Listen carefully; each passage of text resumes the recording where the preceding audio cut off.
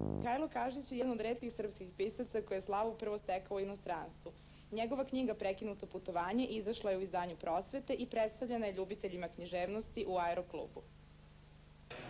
Recite nam šta očekujete od vaše knjige ovde u Beogradu?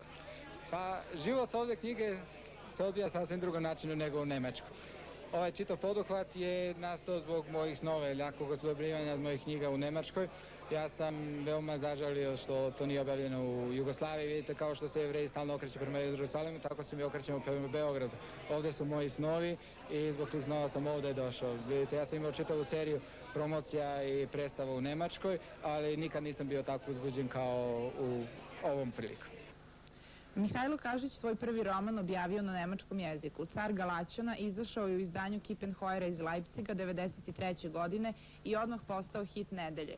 Autor je završio građevinski fakultet u Novom Sadu, a magistrirao i odbranio doktorat na Kalifornijskom univerzitetu u Los Angelesu.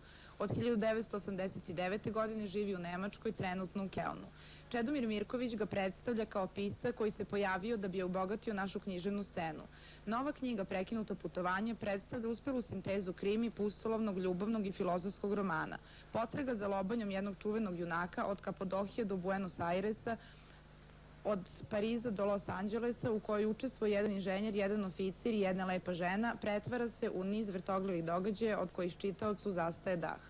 Da li mislite da će ovde da zaseni slavu vaše knjige u Nemačkoj?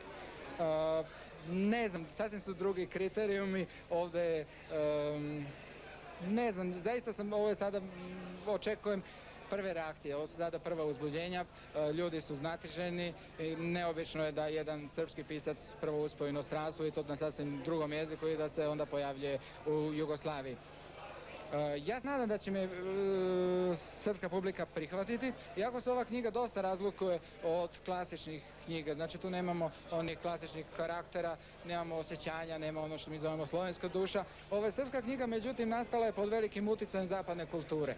Ona je počela da se piše u Americi, kasnije nastala u Nemačkoj i pokušao sam ovom knjigom da vidim kakve su sličnosti, šta možemo mi da ponudimo svetu i šta je ono što lepo sa zapada, šta bi publici u Srbiji predstavljalo jednu radost u čitanju. Srpska književnost je sasvim neočekivano u Mihajlu Kažiću dobila ne samo hitmakera, već i vrsnog pisca. Napisao je u svojoj recenziji Milisav Savić. Još jedno zahvaljujem. Ja ne znam, sada je po programu bilo predviđeno da ja pročitam jedan deo, međutim